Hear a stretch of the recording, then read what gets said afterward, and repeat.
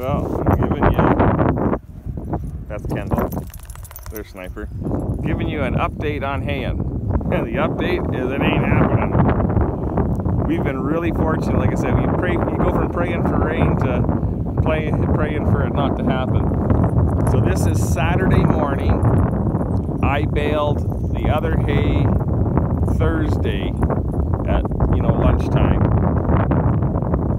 We got a drizzle that day, and I thought yesterday I was going to be able to bale in the afternoon, and then we got a couple more drizzles, and then last night I took Jessica to a youth dance and it was starting to drizzle again, but literally 2 miles to the west of us was pouring rain, and 6 miles to the east of us was pouring rain, which is kind of normal for our area because we are a slice of desert.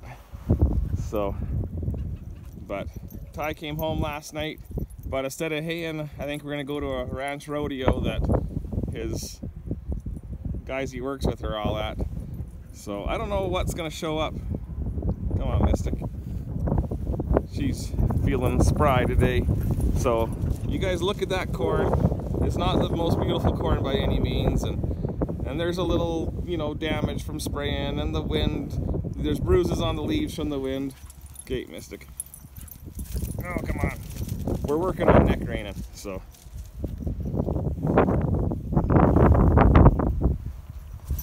Sorry about that. She wants to go the wrong way. We're gonna. Anyhow, them dogs are having a good time. We got a very good kill on the weeds, because if you notice the weeds where the sprayer didn't hit, that's what the whole field would look like. So it's very good. Anyhow, so I just have the 50 bales that I made on Thursday. Oh, horse has to go to the bathroom. Right there at that pivot track, I got the caster wheel on the rake stuck in there while I was going, and the whole rake tipped up on me, so not really good. That's why I'd like to get the double, like I would like to get a new rake with the tandem axle on the back and then the double wheels up front, where then you always have something holding you up if you go in a hole. But like I said, this hay is going to get taken out probably after second cut. Depends how things yield on second cut, but it didn't yield that good on first, which, I mean, you can't make a blank space yield. So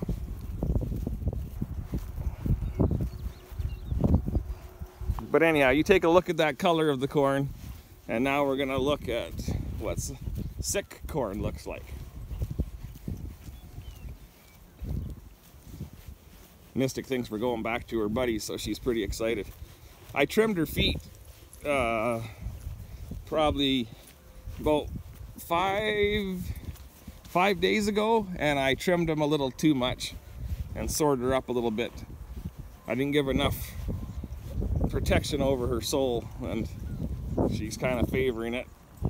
Plus, she can be a butthead. Last night I tried to ride her. Well, I rode her. I didn't try to ride her, but she sorry about this. She's really wanting to go back. She's gonna get tuned up here pretty soon.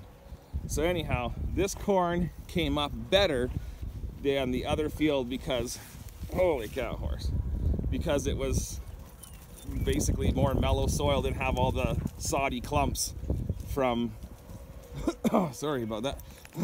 Got a cough here. It didn't have the soddy clumps from the hay breaking, but this land has blown, but not all of it.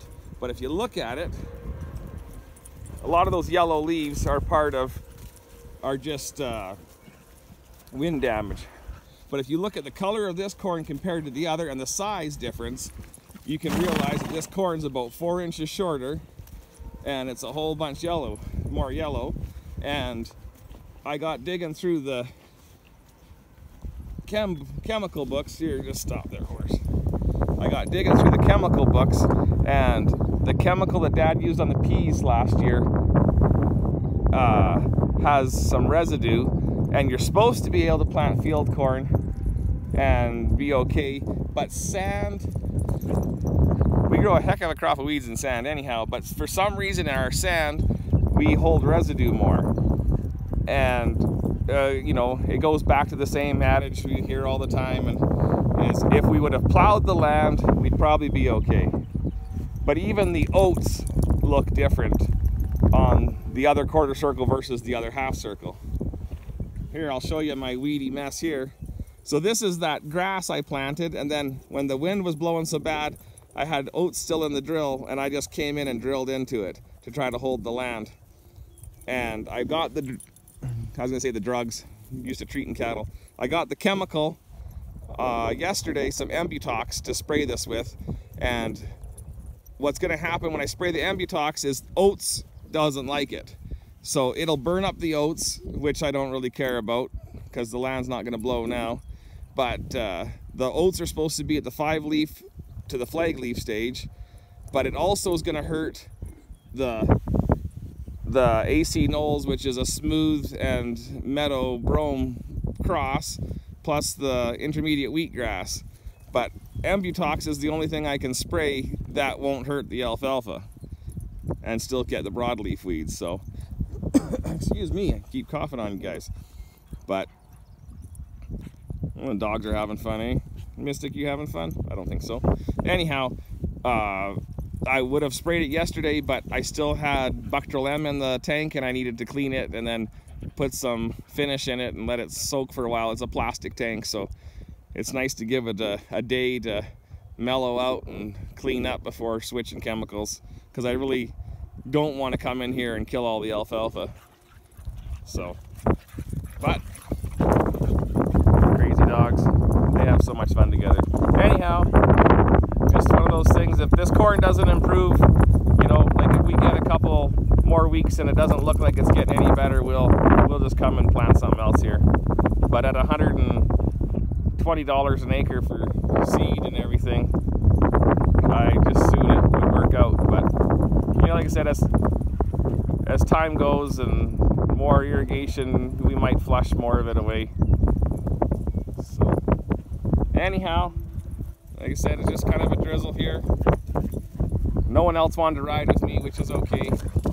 Ty rides every day and he rode in hard rain all yesterday. So, and Wyatt and, well, Jessica's at a swim meet. She's been a swimmer, and so is Mama Bear, and then Wyatt, he was at the dance last night too and didn't get home till 12:30, so I let him stay in bed.